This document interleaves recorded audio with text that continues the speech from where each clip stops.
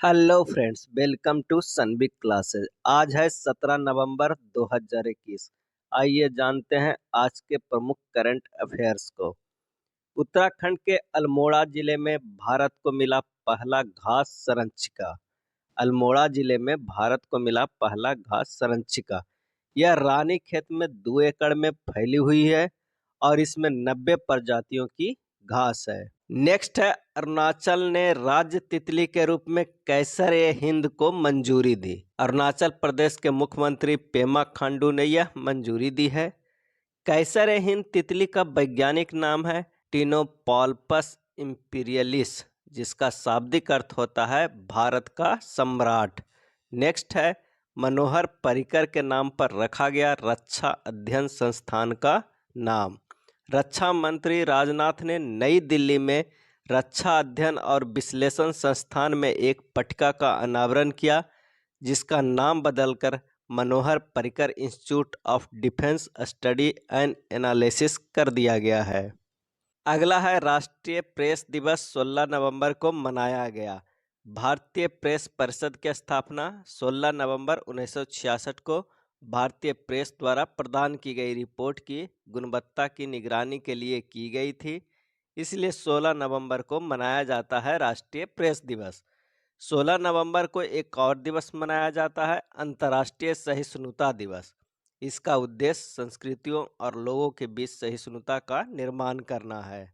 16 नवंबर UNESCO के सहिष्णुता सिद्धांतों की घोषणा की वर्षगांठ है। अगला है कि यूनेस्को की 16 नवंबर की 75वीं वर्षगांठ मनाई गई। इसका मुख्यालय पेरिस, फ्रांस में है। इसका मुख्य उद्देश्य है शिक्षा, विज्ञान, संस्कृति के माध्यम से राष्ट्रों के बीच सहयोग को बढ़ावा देकर दुनिया में शांति और सुरक्षा में योगदान देना है। नेक्स्ट है, भारत, सिंगापुर, थाईलैंड ने शुरू किया त्रिपक्षीय अभ्यास सिटमेक्स 2021। सिटमेक्स 2021 का यह तीसरा संस्करण है जो अंडमान सागर में हो रहा है। दूसरा रिपब्लिक ऑफ सिंगापुर में हुआ था जो 2020 में हुआ था, और पहला संस्करण पोर्ट ब्लेयर में हुआ था जो 2019 में हुआ था। नेक्स्ट है, तंजावुर में खुला भारत का पहला खाद्य सुरक्षा संग्रहालय। तमिलनाडु के तंजावुर में खुला भारत का पहला खाद्य सुरक्षा संग्रहालय निर्भरता से आत्मनिर्भरता तक भारत की कृषि क्रांति को प्रदर्शित करता है। नेक्स्ट है, प्रधानमंत्री मोदी ने उत्तर प्रदेश में किया पूर्वांचल एक्सप्रेसवे का उद्घाटन। पूर्वांचल एक्सप्रेस की लंबाई 341 किलोमीटर है। यह एक्सप्रेसवे पर निर्मित किया गया है 3.2 किलोमीटर लंबी हवाई पट्टी। नेक्स्ट है, सबसे अमीर देशों की सूची में शीर्ष स्थान हासिल करने के लिए चीन ने अमेरिका को पछाड़ा। पिछले 2 दशकों से वैश्विक संपत्ति 3 गुना हो गई है, जिसमें चीन सबसे आगे है और दुनिया भर में शीर्ष स्थान के लिए अमेरिका को पछाड़ दिया है।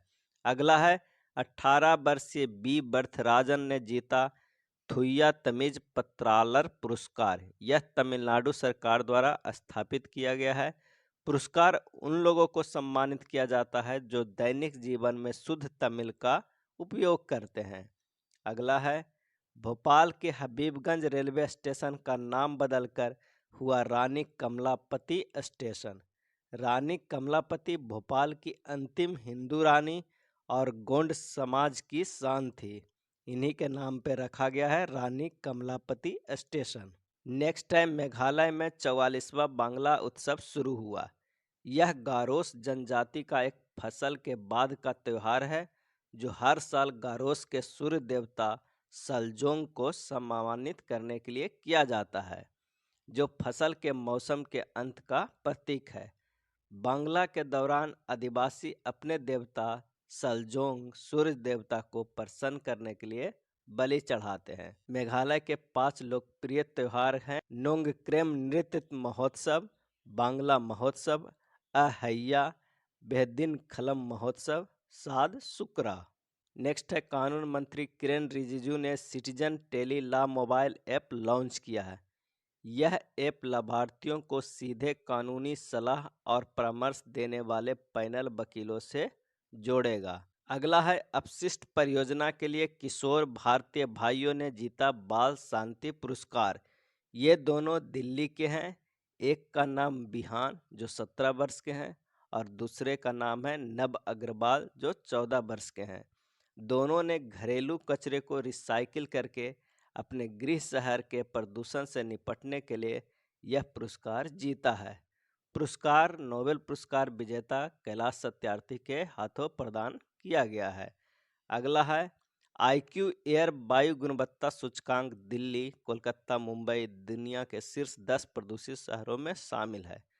आईक्यू एयर स्विट्जरलैंड स्थित एक जलवायु समूह है। वायु गुणवत्ता और प्रदूषण सिटी ट्रैकिंग सेवा के आंकड़े के अनुसार सबसे प्रदूषित शहरों में दिल्ली सबसे ऊपर है, लाहौर दूसरे स्थान पे है, कोलकाता चौथे स्थान पे है, मुंबई छठे स्थान पे है।